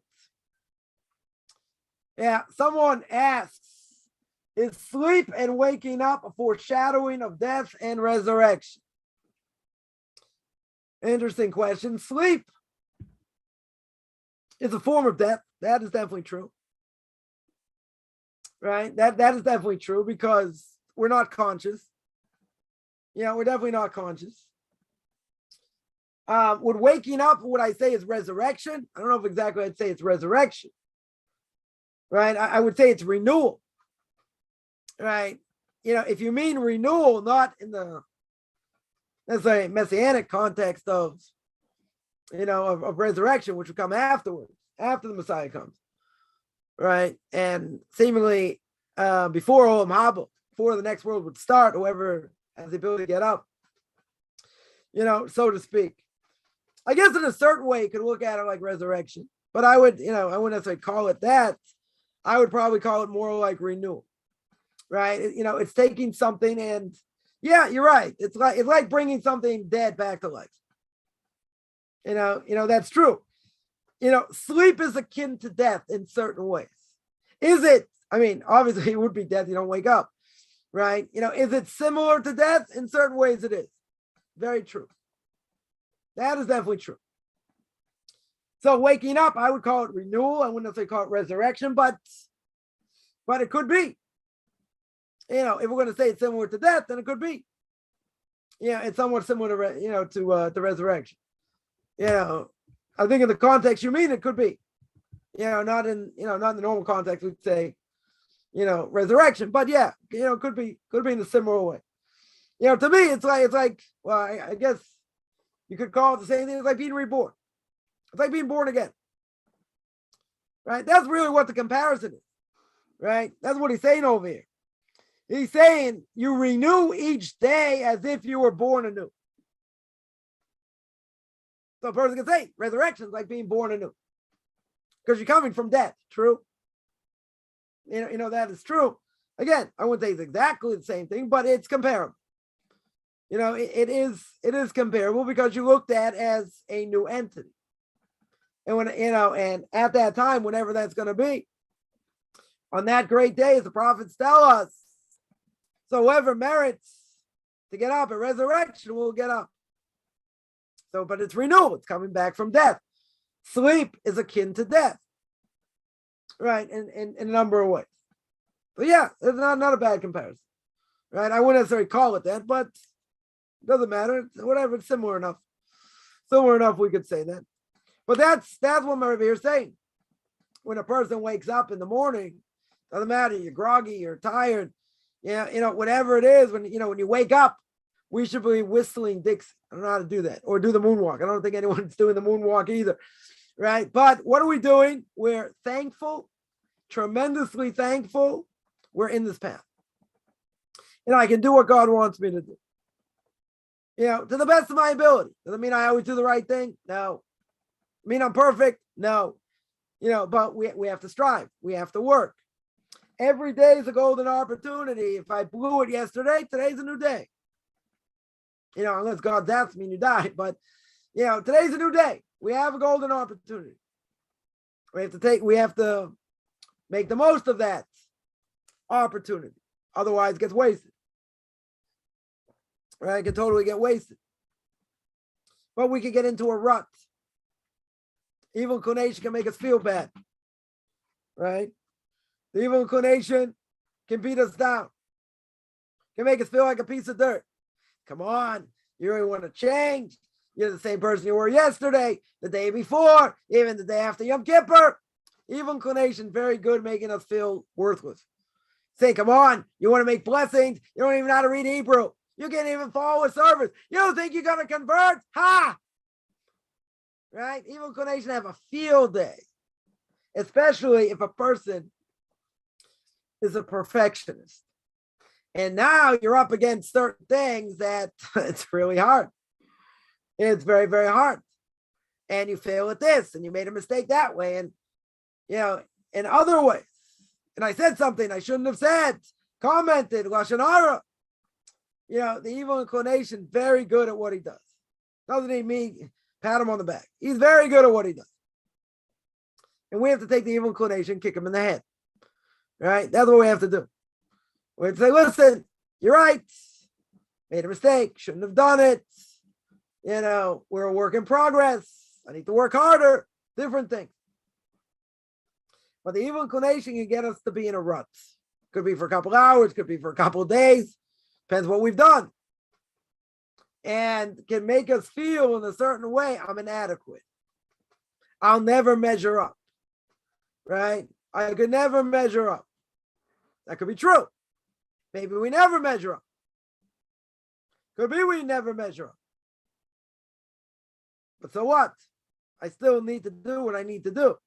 We cannot get so beaten down in life that we'll say, come on, I'll never do it. They'll never accept you. They'll never this. They'll never that. The evil inclination works wonders. It can absolutely destroy us.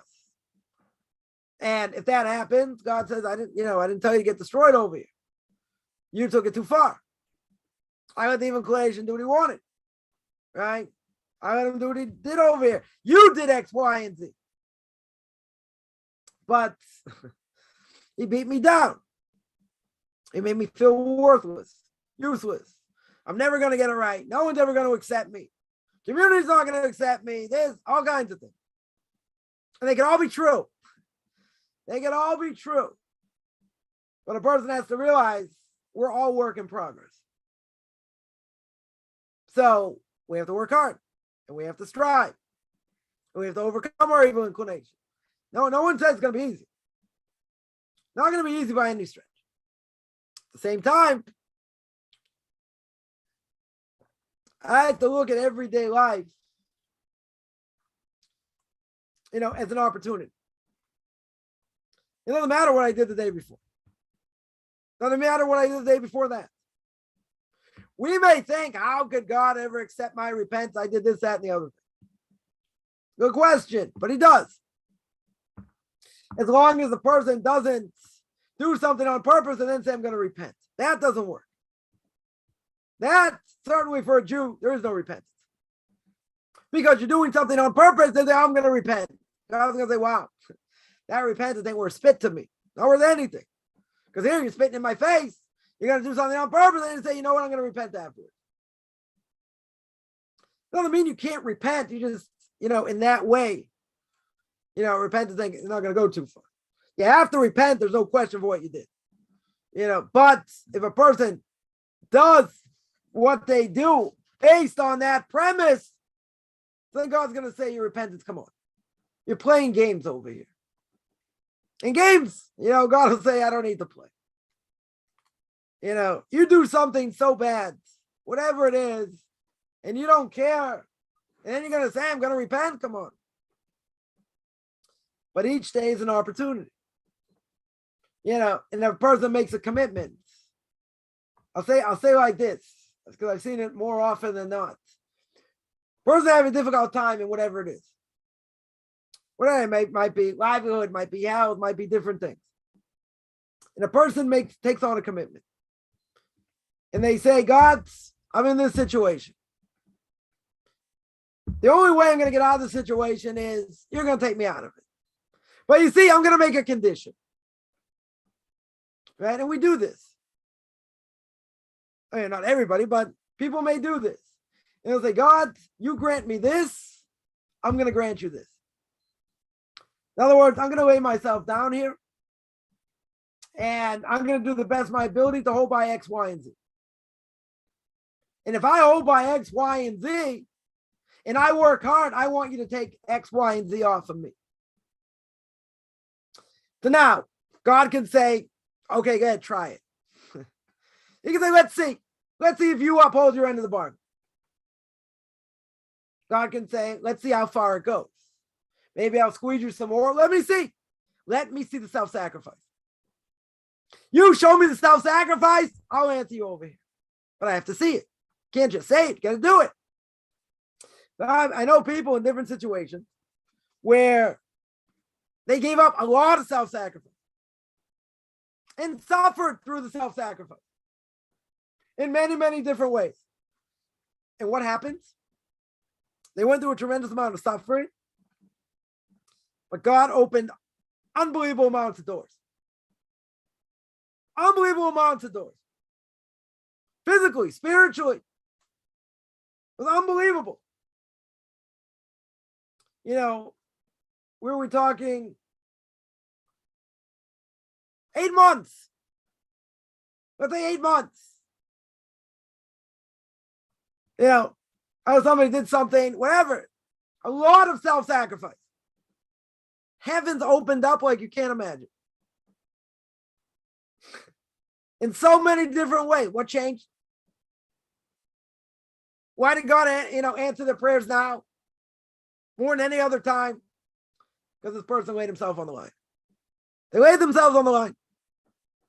And they went through tremendous self-sacrifice. Now, is that a guarantee? No, I'm going to say it's a guarantee. But you know what? When a person puts themselves down and they say, God, okay, this is what I'm going to do.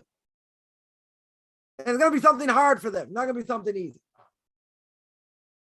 And they lay themselves down and they go through difficulty, but they want to overcome it. They want to work hard. They know what they're doing is wrong. So they want to nip it in the bud, even though it's hard. God's going to say, okay, let's see. Let's see if that's a real commitment. Or you're just blowing smoke. And if you're just blowing smoke, God's going to say, I don't have to listen to you. But if God sees what a person does,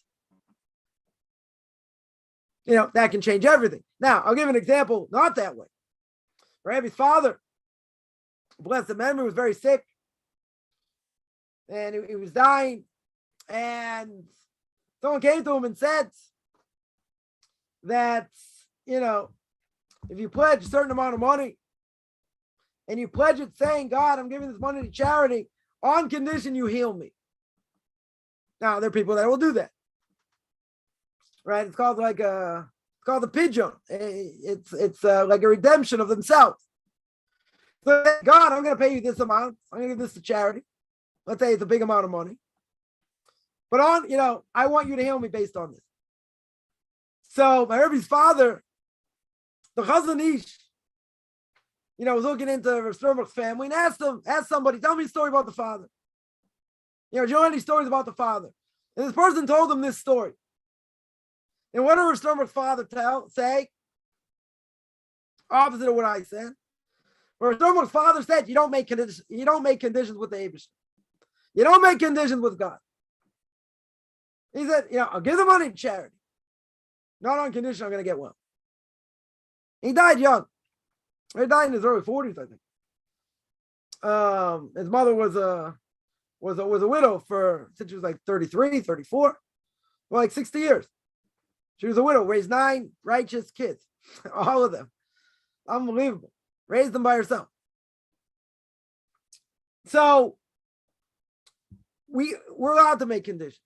We can test God when it comes to charity, right, as well. Now, some would say, like my Rebbe's father, you don't make conditions. God's going to do what he does. I don't make conditions, right? But a person deep down, let's say, the chips are down and they're struggling in different ways. Could be any number of things.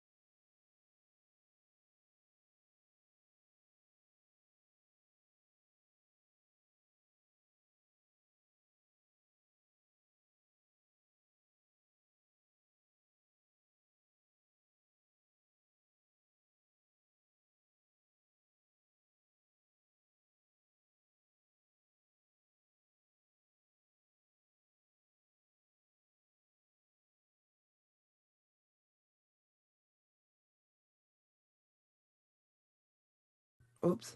So God says, you say to God, let's say better, that a person says, and they pray, and they say, God, I'm going to do this. I know this is wrong. I'm going to try and fix it to the best of my ability, even though it's going to be hard. But I want you to do something for me. Right? Now, doesn't mean you're not going to try even if God doesn't grant it to you. Right? But what does a person do? They'll say deep in their heart, I'm going to work on changing this, even if it's so hard to do. Now, God can say, okay, let's see if they're serious. Let's see how serious they are. Now, if God sees deep in their heart they're really serious, they're working towards it, that's what they're doing. Change everything overnight. God can change everything overnight anyway. But when a person shows and they do something and they lay themselves down and they say, you're the one who can change everything, not up to me. But you know what? I'm going to do this. I'm going to take on this to change. Even if it goes against my nature, even if it's so hard to do. Right? And he may fail at some point also.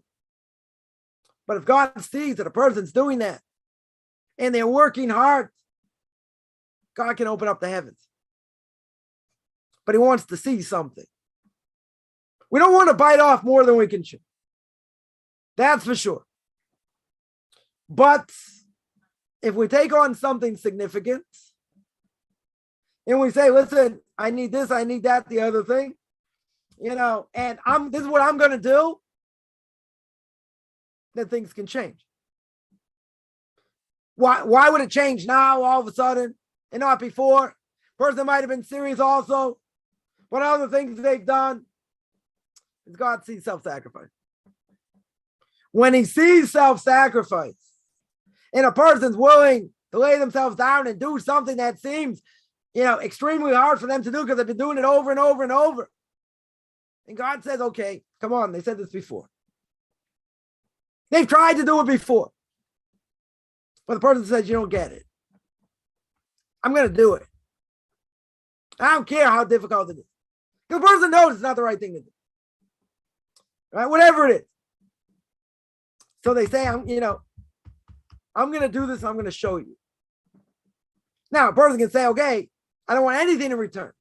This is all for the sake of heaven. But we don't always think like that. Because the person in the dire straits say, okay, I need this.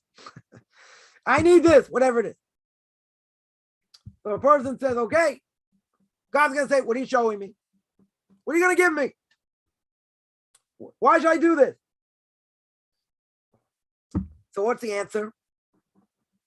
So the answer would be that a person says, this has become so much a part of me. It's so hard to change.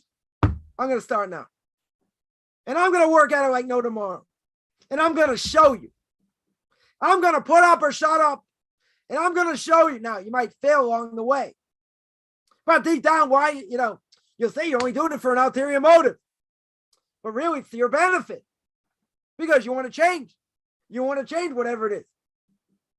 And you know it's affecting you in a negative way. So when God sees that, that opens up doors. That opens up the heavens. Now, it could be, it'll take a while. It's not going to be necessarily overnight. But things can change. Things definitely can change.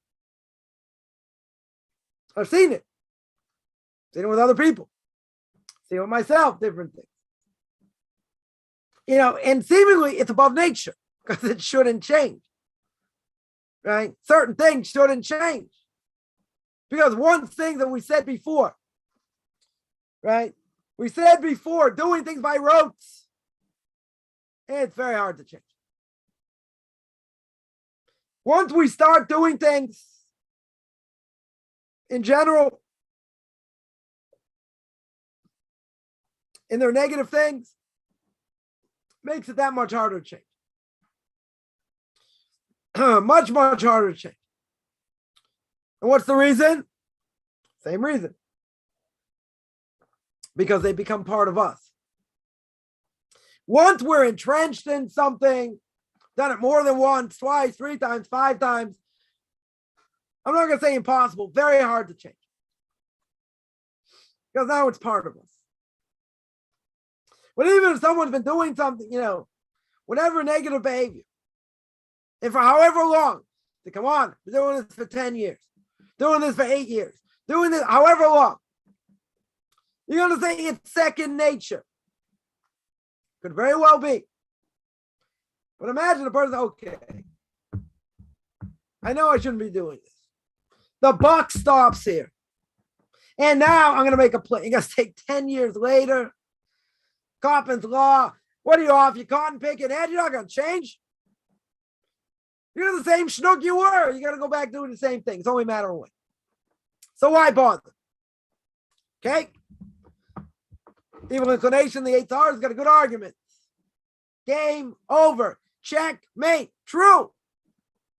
Very, very true. But how strong is a person's perseverance? How badly does a person want to change? You're going to say, come on, this is different. It's chemical. No one said a person smokes cigarettes in general. No one says it's easy. It's easy to quit. And it makes perfect sense because there's nicotine. Nicotine is addictive. Makes perfect sense. Person goes to doctor, they get a lung scan, they see spots on their lungs. Or they get a bad report otherwise. In other ways. You're going to say a person's not going to stop? Maybe they won't. Maybe they're just too far gone. They can't stop. Maybe. If it's about life and death, I would think in general, and again, I don't know any statistics out there, might be talking out of my elbow, right? But if someone's in dire straits and they think this could potentially kill them, I would think that's enough of a turn to get someone to stop. Whatever the behavior is. Now, someone was saying, come on. And it's not that easy. I didn't claim it was easy. And if something's addictive, it makes it much harder. Much, much harder. If it's life and death, wouldn't a person want to live? I mean, they should have what to live for. Don't they want to live? I would think they want to live. If they want to live, aren't they going to try and stop it? Because I've tried. Well, it's very hard. Okay, now you get another factor involved. You tried it, you stopped, you this, that.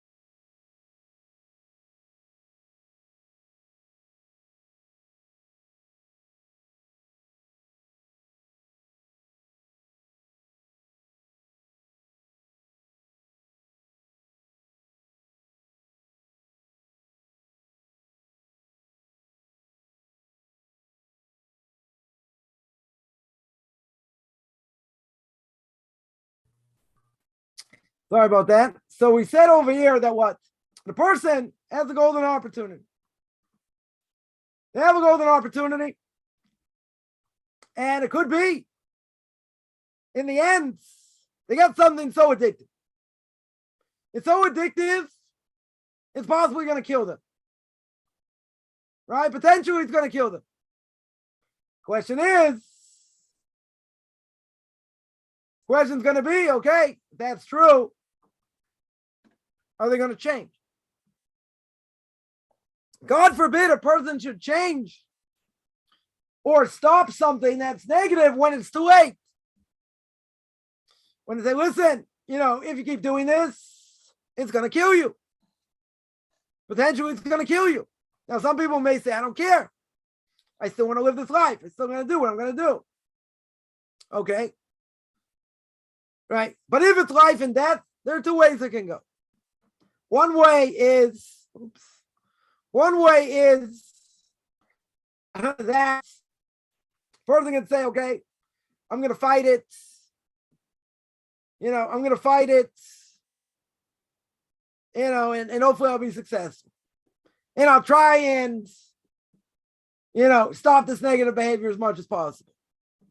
Other people may say, I can't stop. It's impossible for me to stop. It might kill me in the process. Okay.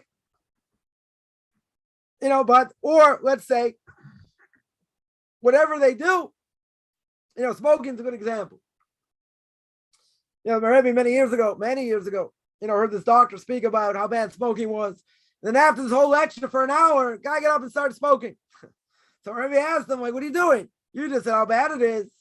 He said, yeah, even though it's going to cut off years of my life, it's something so enjoyable, I can't give it up. So there'll be people like that. They'll say it's so enjoyable, you're right, it's going to kill me. It's going to have negative effects, okay? Even if it's going to have negative effects, this is what I choose to do. This is what I choose to do. It's my choice. 100% my choice. What are you going to say? Does it really go that far? I wouldn't think it should go that far. Again, I haven't done a study on this. I don't know statistics on this. I would think if it's about life and death, a person will do whatever they can to live. Unless they have no will to live. You have that also. If it has to go through rehabilitation, let's say rehabilitation, let's say they have a massive stroke, it's going to be too hard, and this and that, they could atrophy and die shortly thereafter. Why? Because they have no will to live. They may get better, they just might not be able to live the life they want or whatever. So they give up the will to live. What's going to happen? Because many times the person can have the will to live, and that can overcome many things. It's not a guarantee. But if you don't have a will to live, you'll die quicker. 100% you'll die quicker.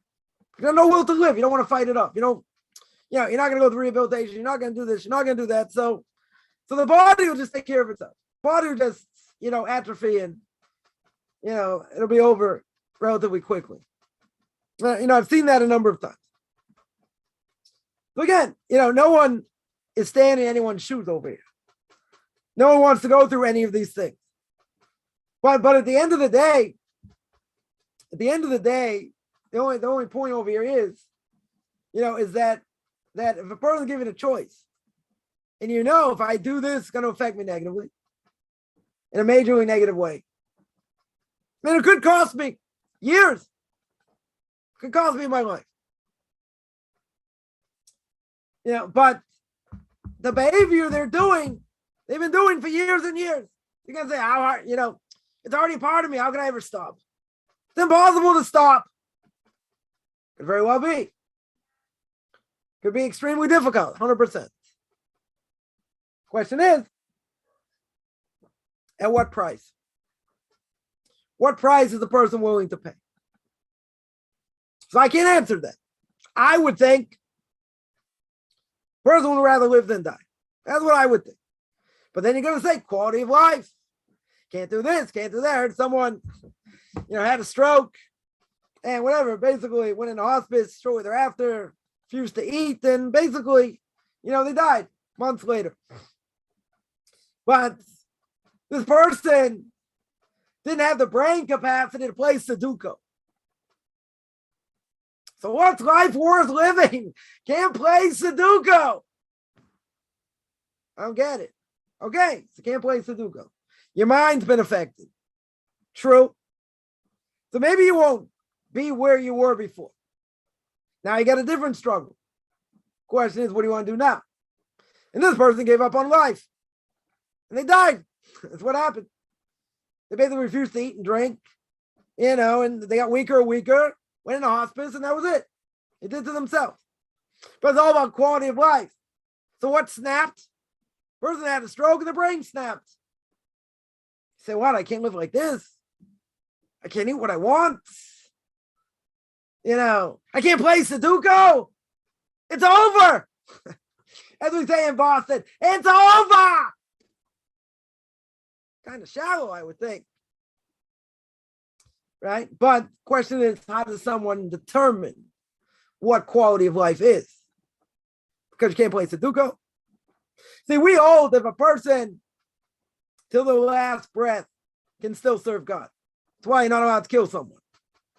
You're not allowed to take their soul. Even if they don't seem to be functioning or whatever.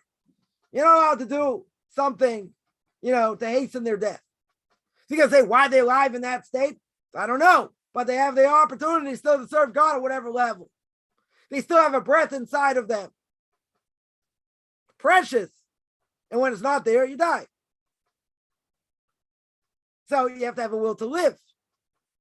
But even in that state, we can accomplish. You might say, what can I accomplish? I can't say anything, can't hear this, that. Still not allowed to take life. Life is precious. We have to understand what life is. But it's not about what I can't do. Because then people will say, you don't have quality of life, put them in hospice. Put them in a nursing home, this, that. Let them die. Because they don't have quality of life. Who determines what quality of life is? Doctors? No. They don't have any say over here. You're just busy taking up a hospital bed. They need the hospital bed. Someone will get better. He's going to die. Put him away. That's the mentality. You can say you have to understand the economics. And forget it. It's murder, essentially. Even if they don't do it directly. So what am I living for? What's the purpose of what I do? So we said many times, the purpose is draw myself close to God. But I can't do similar things I could do before. Okay, if I can still do other things, I can still function, maybe better, maybe worse. But is the alternative worse? The alternative is I'm not here. That's worse. We have an opportunity in this world. King David says, we're here 70 years. If you have strength, 80 years. That's it. Anything else is a blessing.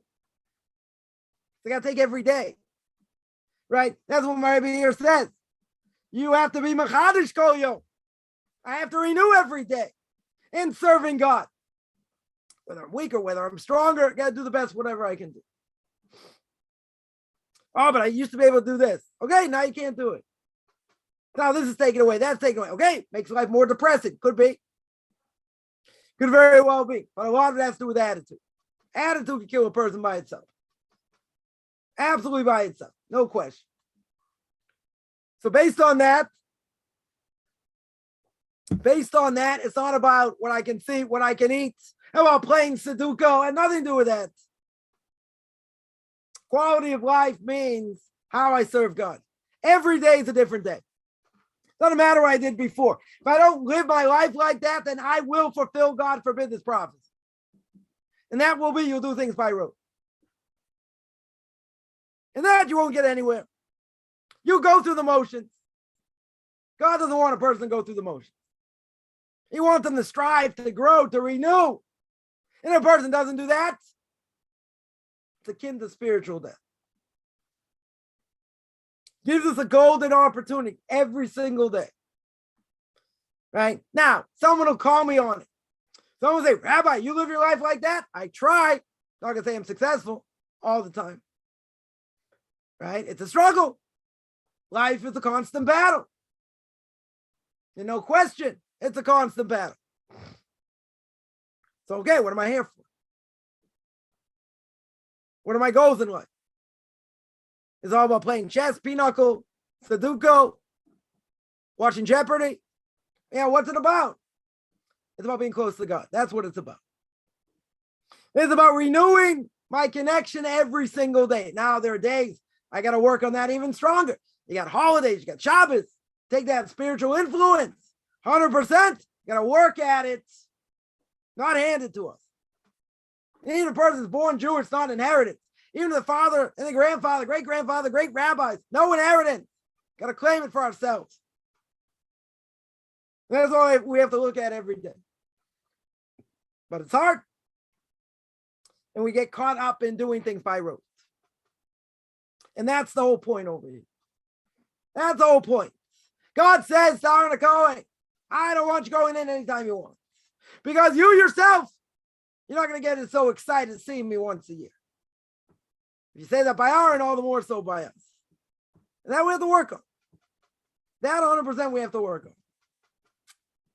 You know, we can't rely and rest on our laurels. That we can't do. And we got to fight against this struggle. And it's a constant battle. Sometimes it's easier, sometimes it's harder, but it's a constant battle. We have to live inspired. And living inspired is not easy. With everything going on in the world and our own lives, it's not easy. But he says there's one way to do it. How are you going to push it away? You're going to renew yourself every day serving God like you're born again. You wake up in the morning, you say, Modani, thank God I'm alive. I got the ability to draw clothes while you're half asleep. I got the ability, got to wake up like a lion. So, a person's going to pray, you're going to have that fervor. Okay, you got to wake up, you got to get together. You got to think about what you're doing. It's a golden opportunity. Can't waste it. Most people waste their lives. People get, burnt out. They get beaten down. They say, yesterday I did this, day before. There's no hope for me. Yeah, that's the evil inclination talk. Evil inclination say, no, there's no hope. I can't this, I can't that. Evil inclination, very good at its job. Very, very good at its job. So the Rebbe here says, you got to fight it every single day. You got to wake up every day. It's a new opportunity. It's a golden opportunity. Otherwise, it gets wasted and it compounds, it's much harder to change. Much, much harder to change. So I'm going to stop there. I do apologize for going in and out. Let's see what the story of my internet connection is. Any questions on that? On any of that? Or any general questions?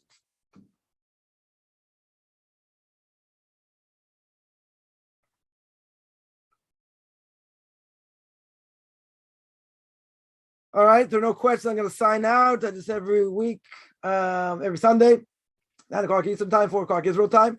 Tanakh talk coming up in about an hour and 20 minutes. Not sure what the topic is yet. We'll see about that. Anyone has any questions, find me on Facebook at Michael Chaim Kaufman or Beyond Orthodox Conversion Judaism. Send me an email, rabbichaimkaufman@gmail.com, RBBIChaimCoffman @gmail.com. Wishing everyone a good beginning of the day, middle